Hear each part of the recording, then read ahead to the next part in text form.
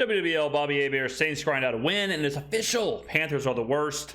Bobby Hebert here, reacting to the Saints-Panthers game. Let's go ahead and hear what the Cajun Cannon has to say. You break it down, it is the NFL. You know, you heard me say this before. There's no really like homecoming games. Listen, we all appreciated the Army-Navy game yesterday in the history, but like when LSU played Army, do you think West Point, the cadets, had a chance? And not no, but hell no. Now, you want to respect them, but listen, LSU is going to kill them. And the NFL's not like that. Even the bad teams, you got to come to play. True. That is true to an extent, right? Like, how am I going to say it? This is controversial. I know people do not like the whole concept that there's some teams in the NFL that are really bad. I hear all the time, like, any team can beat any team. It's the NFL. No win is easy. No schedule's easy. No opponent's easy. Whatever. True, but the Carolina Panthers are as bad as it gets. Bryce Young is as bad as it gets. I'll go ahead and tell you this right now. Write this down. There's a good chance that Bryce Young will be talked about the same way Jamarcus Russell's talked about. A first overall pick who they traded up to get, who can't play. He may be worse because Jamarcus physically could play. Jamarcus just didn't want to play. But Bryce Young physically can't do it. I mean, you watch the games, he can't make the throws. He cannot move around in the pocket. He cannot do what a quarterback is supposed to do. And the fact that this team traded up to get him, passed on C.J. Stroud. You know, not that Stroud is a guaranteed Hall of Famer or anything, but just saw the two players, even Anthony Richardson, saw the players, did their due diligence, and decided on Bryce Young. Bryce Young's smaller than I am. Bryce Young's listed at, 5'10", 170 or something. You know, I'm dwarfing Bryce Young, and I certainly couldn't play quarterback in the NFL. But the Panthers are bad, and that's one thing, right? And if a bad team can have a good game, that can happen. The Giants can have a good game. You know, bad teams aren't just guaranteed to play bad. But when a bad team plays bad, that should be an easy win. That should be the recipe for a great win. If Bryce Young has, if he goes 37 for 41 for 370 yards and 4 touchdowns, that's when it's like, okay, that can happen. Because Bobby's right. These are professionals. These are theoretically 32 of the best quarterbacks in the world, in one league. They should have the capabilities to be good, for sure. But if a bad team plays bad, which is what we saw on Sunday, that should be a free win. If you dodge the bullet of, whoever, Tommy DeVito or Bryce Young or name your worst team in the NFL, if you dodge the bullet of them catching lightning in a bottle and playing really well, you shouldn't have to grind one out. You shouldn't have to grit one out. You should, especially at home. It shouldn't be a one possession game with 6 minutes to go in the fourth quarter when Carolina has given you this performance. Carolina had a D, and I'm being generous because of the 200 yards on the ground. But they had a D minus performance. So how is that performance that you're facing? If you would have told me, or if I would have told you that Bryce Young has 2 completions at halftime, what would you have guessed the score was? 21-0?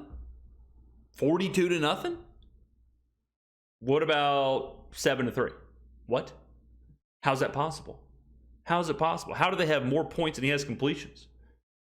So I do agree that any team can win, but when you're facing a performance like that, you shouldn't have to grind it out. Or you can lose a game, and God forbid we'd have lost to Carolina because Carolina's a bad team. The worst They're team. bad. Yeah. You can see why they won one game.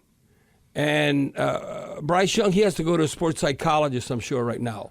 I mean, considering, I don't care what you did at Alabama. This is the NFL. He was 13 of 36. So how crazy is it? 13 of 36 is probably better. Like, it sounds better. It probably is better than it really was. And that's crazy.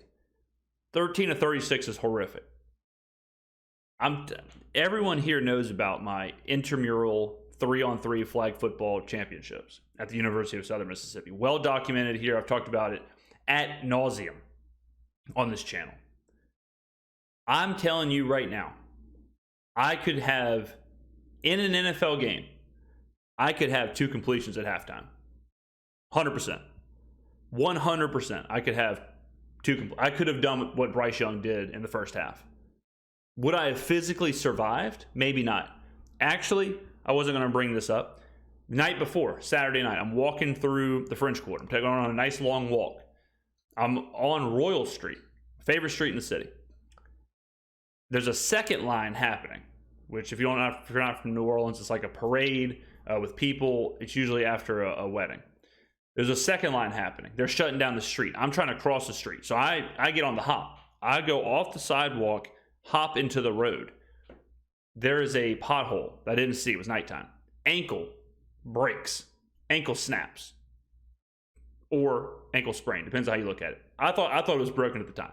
So I'm nursing a low-grade ankle sprain Sunday during the Saints game. Could barely walk. Even on that ankle, I could have had 2 completions in the first half. Listen, it just shows you how tough. Just ask Peyton Manning how tough it was his rookie year. Just ask Trevor Lawrence, the Prince, when the Jaguars, how tough it was his rookie year. But you know what the bottom line is? You got to beat the bad teams. And the Saints did that in a dominating fashion to close out the game. Now, it was not always like that. Right. But that's why you play 4 quarters. You look when all said and done. You know what, just as big at us being Carolina, 28-6, you know what's just as big? Because of the tiebreaker. What is it, Steve? It's a trick question. It's not a trick question. It's an obvious answer. Tampa Bay won. Right. That's what we needed. All right. So, yeah, everyone's all evened up. But, yeah, the Tampa Bay and... See, I don't agree with that. See, I'm about to go 5D chess on you. All right? Let me know in the comments. Here's a question for you, the audience, the dear audience. What would you rather? You can have 2 options. One, both games are for the NFC South. All right? Both games are, if you win this game, you win the NFC South. Pretend like these are the last 2 games of the season. Like, pretend like this is week 17 in both or game 17 in both situations. Would you rather, with everything on the line, would you rather play Tampa Bay in Tampa, or would you rather play Atlanta in the Dome? Go ahead and let me know in the comments below. I would rather play Atlanta in the Dome. I think us having to go to Tampa and beat Tampa Bay in Tampa is a harder spot than us playing in the Superdome against the Falcons.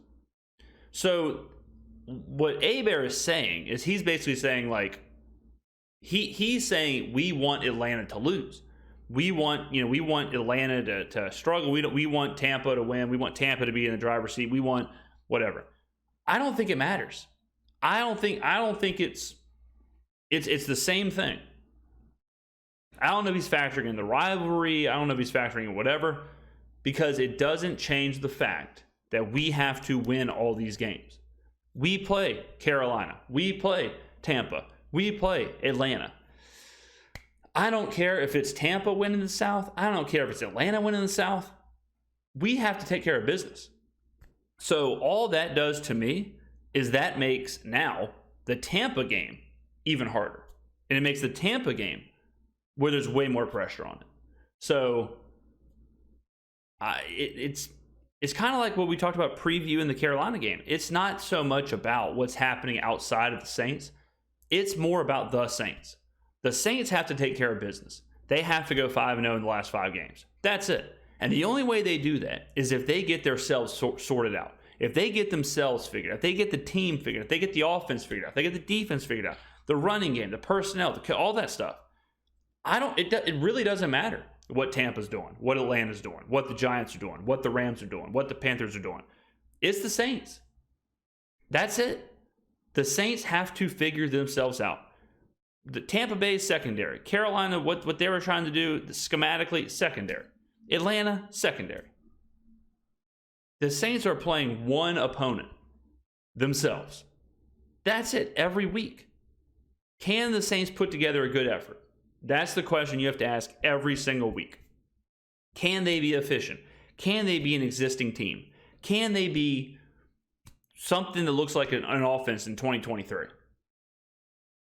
That's it. It's the same thing every single week. The Falcons still have that slight edge over the Saints, but yeah, we're all at even Stevens record-wise at least. Yes, but then you have to look at the tiebreakers, how you get into the postseason. That's why you didn't need Atlanta to keep the upper hand. And Atlanta was undefeated in the NFC South. They were 3-0. Which is wild to think, right? So now they're 3-1, and guess what? Now we're 2-2. Right. So and Tampa and Atlanta now 3-1. That's right? why I said it's just as important the Saints beating Carolina as Tampa Bay winning at Atlanta. So we're in the hunt. Like Deuce and I talking about, you got to stay in the hunt. So you're telling me there's a chance? No, you got to keep fighting. Now, you got to take care of the sorry Giants next Sunday, but it is the NFL. You got to take care of business. Now, watch out for Tommy DeVito. Come on.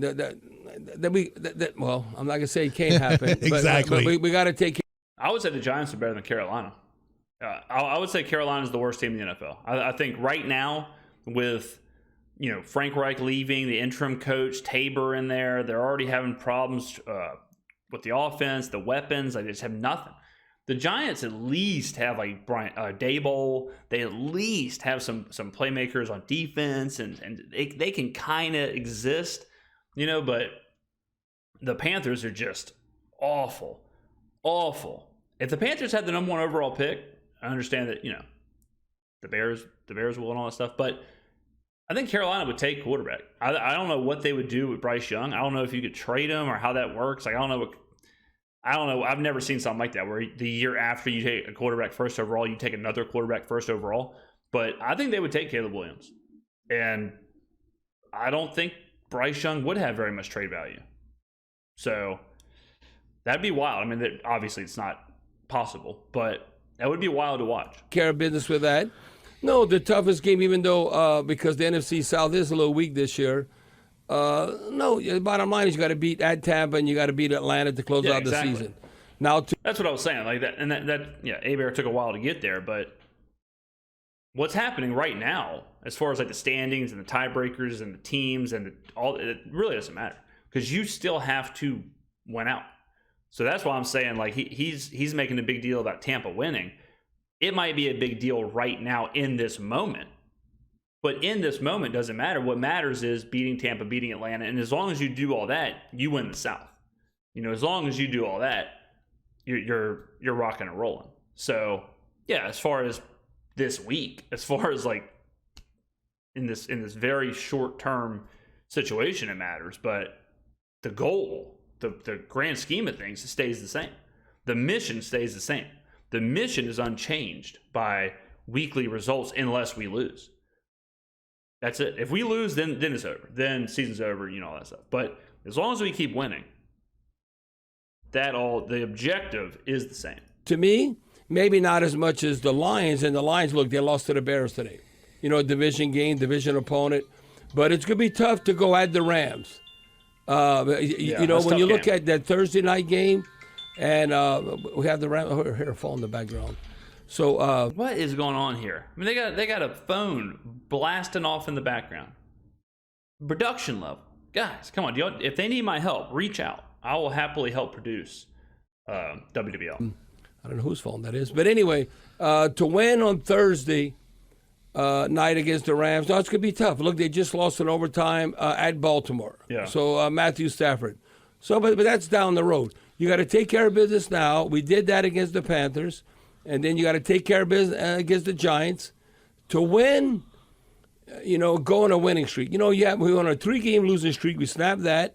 So now we got 1 win. Okay? To get to 2 wins, you got to have 1 win. So now we got 1 win. So big facts. I've been saying that. You can't have 5 wins you can't win 5 in a row without winning 1 first. We got to take care of business against the Giants. Yeah. What's next up? Now, to look at how the game kind of unfolded, you might say it was ugly at times, but the bottom line is that we won. We only had 207 total yards. Crazy. We got outgained basically by 100 yards. But you got to look. We had 207 total yards. I think Joe Flacco had 170 yards passing in the first half of the Cleveland game. Good points. Points scored. 28-6, that's a dominating win. If you look at it, you look at red zone and how you break that all down, the Panthers were 0 for 2 in the red zone. Goal to go 0 for 1. One thing we've been outstanding is that, because it's within the red zone, inside the 10-yard line. So if you look at it, goal to go and the red zone, we were 3 or 4 in the red zone, which is very good. We were 2 for 2 in goal to go situation, which is outstanding. Now, if you look at time of possession, and I said, Carolina had almost 10 minutes more the football than we had. Well, that makes sense because we were only 3 of 10, 30% converting on third down. But when you look at it, Carolina was one of the best teams, like the Saints, on third down defense. They were giving them 34, 35%. It doesn't make sense. You shouldn't be winning the game. You shouldn't have all that stuff and lose time of possession by over 10 minutes. We should have dominated time of possession because we should have been running the football. We should have been killing the game. We should have been up. We were up the entire game. We should have been just running the ball, killing the clock, getting out of there. We shouldn't have. It doesn't add up. The underlying stats don't add up to the result of this game. That's why everything he's saying, it's positive that we were in the red zone. Oh, well, Carolina was 0 for 2 in the red zone. I'm pretty sure one of them was a 4th and 13. Again, we talk about this every single week. If you look at stats very shallow, on a shallow basis, it is you can really get yourself into bad analysis if you look at just the stat, just how they're doing it right now, basically. Because if you say, oh, Carolina 0 for 1 in the red zone, and then you go and look at it, and you're like, oh, well, it was 4th and 9 or 4th and 13. They had to go for it. There was 2 minutes left. Does that really count? Does that really count as a red zone failure? Is that the same as the Saints going 0 for 1 with the Blake Groupie 30-yard snap duck hook into the stands? No. Because the Saints it was a first possession. It was early in the game. That is totally different than the Panthers having to go for it on 4th down in the red zone. So, y'all know, if y'all been watching the channel, y'all know the importance of context and the importance of digging deep into this stuff. And the underlying metrics of this game are not good for the Saints. So that didn't surprise me that we kind of struggled on third down. We ended up being +1 for the game. Turnover margin, yep. So now we +5 for the season. We blocked a couple of punts on the season. So now, still, I don't know if you're the Giants, you think they're going to try and run the ball against us? I would say not only yes, but hell yes. Yeah. I don't know if they'll have success like Carolina. Look at Hubbard. He averaged basically 4 yards Sanders to carry, 7 yards to 23 carries, 87 yards. Miles Sanders, he's been stealing money for Carolina. But then he had that 48-yard chunk run. He averaged 7.5 yards a carry, 74 total. But the thing that bothered me the most, because I really think he's mobile, but he really doesn't even want to run around. He hasn't run against nobody else. Was Bryce Young. Yeah. It was those situations, too, on those 3rd and longs where he's able to pick up the first. That's just so annoying. No, he had a couple super long runs. And, it's just Dennis Allen's kryptonite. It's just one. I tell you this, too. We were talking about it in the stands, but you see this a lot with some defensive coaches where a mobile quarterback just gives them a lot of trouble. That is not good moving forward. You're kind of falling behind at times if you can't stop a mobile quarterback, because I would assume moving forward, most quarterbacks are going to be mobile. Gone are the days of the Derek Carrs and the Peyton Mannings and the Tom Brady's. I think, you look at the draft classes. Caleb Williams can move, all right? Drake May can move. Even Quinn Ewers is athletic enough. You're not finding these Troy Aikmans anymore. As the game progresses, as athletes progress, you're going to continually see maybe not Lamar Jackson style of mobile quarterbacks, but I would assume in 5-10 years of the NFL, most quarterbacks are going to be able to stretch out 20-yard run if it's available, just like Patrick Mahomes does. That's going to be the norm. So defensive coordinators who can't stop mobile quarterbacks, I think are going to kind of go by the wayside. So it's not a good problem to have. And, now in 2 games he has 74 yards rushing against us. That's on basically like today he had 3 carries for 40 yards, and so he's basically had 5 carries for 74 yards in 2 games. You got to be able to do it. Now it was un-Kamara-like, and why he didn't get more opportunities. You look at total yards from scrimmage, he only had 45. The reason why receiving yards. Well, no, you have to convert on third down also. Again, we're only 3 of 10. This is something Well, that's a good example too, like context. Like, okay, we're 3 and 10 on third down. What is the down and distance? What are the plays? Are we converting on like 3rd and 1, 3rd and 2? Are we converting when we have to run and then not converting when we have to pass?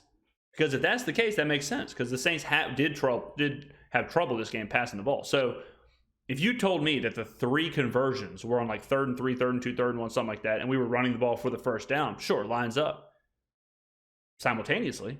If that is the case, then why are we passing the ball on 3rd and 1, 3rd and 2, 3rd and 3? Because I know for sure one of the third downs we didn't convert on was a 3rd and 2 when Carr got sacked, when him and McCoy went at it. So if you have the data that we're good converting with running plays and bad converting with passing plays, then that kind of lines up with like, hey, Pete, what are you doing? Like, why are you calling certain plays at certain times? Why aren't you sticking to what works? And like Hebert just said, he doesn't know why Kamara wasn't more involved. I don't know either. We were down 21-0 in the first 5 minutes against Detroit and ran the ball 40 times. We're up this entire game, and somehow Alvin Kamara has, 11 carries? How's that possible? It doesn't add up. An offense. That's why Coach Allen said, no, I thought we were inconsistent. We need to play better on offense. And the reason why, we had 52 plays. You should have 65 or more plays. I think they had like 20 more plays than us. Only had 52 plays because you wasn't converting on third down when you look at all that. Now, I thought we had the big advantage, obviously. You look on special teams. And I'm not talking about because we had the block punt, which is obvious. Basically Nephi Sewell took it over the punter's foot, and then it was perfectly how you scheme things. And then DeMarco Jackson scores a touchdown. But without having Rashid Shaheed, outstanding Lynn Bowden Jr. He had 2 returns, and he averaged 11.5 yards. That's 2 less first down. It is crazy, too, talking about special teams, where it can be like, we had the big advantage on special teams, and the first thing we did was just absolutely shank a field goal. But another thing to note is we had incredible field position because Carolina was punting from like their own 10. So they would punt, Bowden would give us like a 10-yard return. I'm pretty sure, someone double check me, I'm pretty sure our first 3 possessions started past our 40-yard line. I don't think we got a single point out of those 3 possessions, which is insane. Those are even more where it's like, yes, Bowden was getting us good field position. Yes, the defense was stopping Carolina and forcing them to punt from basically their own end zone. But even getting the ball on our own 40, 45, with a 10-yard return on the 50-ish, it's still hard for us to manufacture. So those things, even those positives in this game, is where you got to kind of look at it and say, man, like everything lined up, and still really couldn't take advantage of it until late. Bounds you got to get. Now, do you take advantage of that opportunity? But good for Lynn Bowden, averaging 11.5 yards. Hebert's getting there. He's catching up. Now, on defense, I thought there was still plays to be made, and he made a lot of plays. Jordan Houghton ended up leading the team with 8 team in tackles. Almost was faster there. Yeah, he led the team in tackles. The tackles, 10 total. He had a sack, pass defended, forced fumble, double D, Demario Davis. He seems like he's drunk. He's drunk. He's drank more from the fountain of youth this year more than Cam Jordan. Get a glass of water. Demario Davis. He had 8 total tackles, a sack and a half, 3 quarterback hurries, tackle for loss, pass defending. Double D is really stepping up. Now we expect this now from Carl Granderson coming up with a sack. quarterback hurry. First one since the Colts game for Carl. Yes, and we need that from him. We need him right now to be. We got to have at least. I was reading something before the game. I believe it was Sumer Sports. Might have been my boy Eric Eager. They were talking about how Bryce Young is like setting the standard for why a sack should be a quarterback stat. Because I'm pretty sure Bryce Young is like the highest level of sacks taken while holding the ball longer than blank amount of seconds. I think Bryce is. I think he's really, really bad about holding the ball in the pocket. I think the Saints had 4 sacks this game, which is way higher than they usually do, which lends itself to exactly that stat. One guy get double digits. You know who's kind of closer to get the double-digit sacks right now? Is the Mario Davis, maybe. And you know why that's not good? Because that means you're doing stunts and you're trying to trick them. You want your defensive lineman to lead the team in sacks, have double digits, because then that means you're winning straight up one-on-one. Now, Steve, I told you, and they were picking on him, and he led the team in passes defending with 3. Was this Isaac? I'll tell you this. Some of the pass defense, Bryce Young's terrible, but some of the pass defense, some of the one-on-ones that we had was unbelievable. Our secondary was really good. Is it Yadam or Yidam? Yadam, you got it. Yadam, yeah. Okay. Without he was having really Marshawn Lattimore, hell yeah, they could try and throw at him. But hey, listen, Adam Thielen, that didn't surprise me. But other than that, even though he's from LSU, DJ Chark, no, they're nothing to write home about. Thielen had 5 catches, 74 yards, 15-yard average. But other than that, no, I can see why Carolina only won 1 game. Yeah, no, we might be the weakest division in the NFC South, and Carolina, out of 32 teams, no, they're the worst.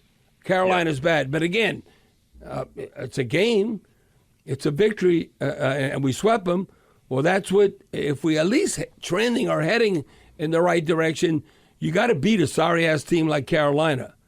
Yeah, you got to get the win, no doubt. The positive to take is that we got the win. And you have to now step back and you got to quit looking at the long term, because I think it's okay to assume that the long term is going to change. Allen's going to change. Carmichael's going to change.